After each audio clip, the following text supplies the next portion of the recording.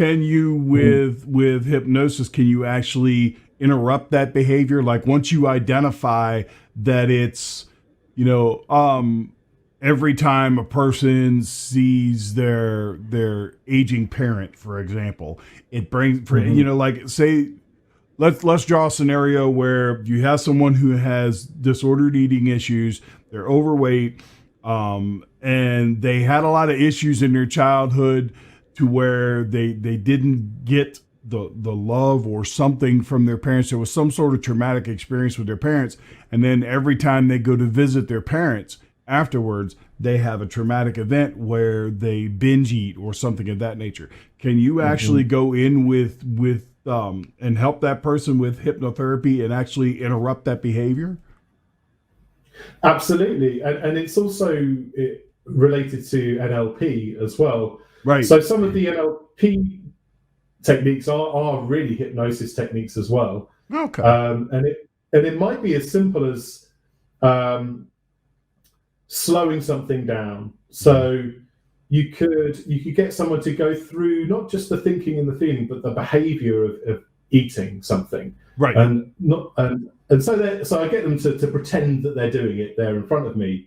And I'll slow that process down, and maybe they're taking a sandwich or a burger or something, and they're bringing it up to put it in their mouth and eat this delicious thing. And by slowing it down, you can kind of get them to be aware of the emotions that are going on during that process as well. Okay. And you can literally just stop, maybe just gently kind of stop that behavior and get them to pause that in that moment. And I'm not sure, it does something. It definitely sends them into a trance doing that.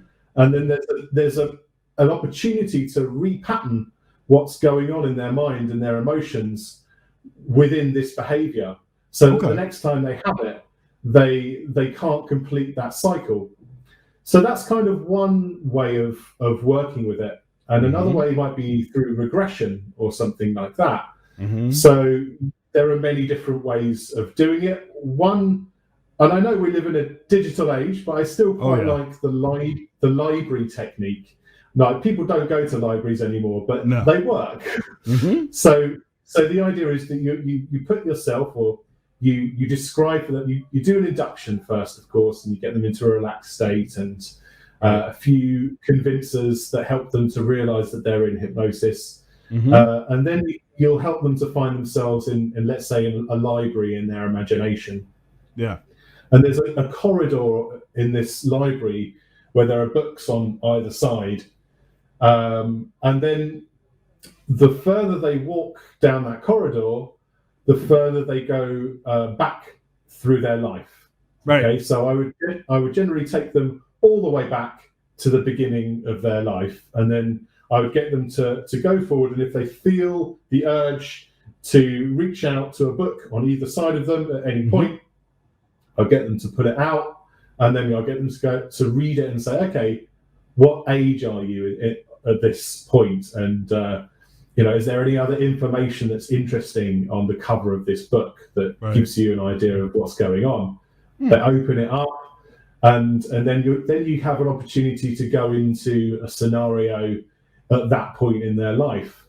Now, this doesn't always need to be conscious, so they may not know exactly what that moment is, right, or what's going on in that moment.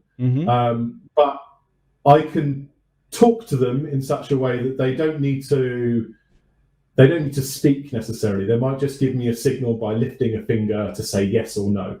Okay. So I can speak with them through, that way quite easily. And then, it's a simple situation of, okay, really looking at this situation from different points of view. Perhaps there were other people involved in the situation, not just you, around food or something like that, or maybe a painful event that happened in their childhood, let's say.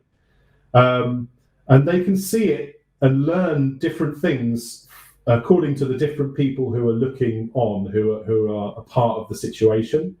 Or if it's just them, you can just take them above so that they're sort of looking down from above, and they can see a certain amount of what's happening from a third point of view. Oh, okay. and getting those different perspectives, that's really what does the trick. That's what kind of opens it up and breaks the conventions of their thinking, of their beliefs. And so then you can kind of come back to the library and keep moving forward. And if there are other events that need dealing with, you can deal with them. And there you go. So I find that a really useful technique to use. With some more adventurous people, we put a door at the end of the corridor and we go into past lives as well. Oh, okay. So it can be quite interesting. I mean, I'm not.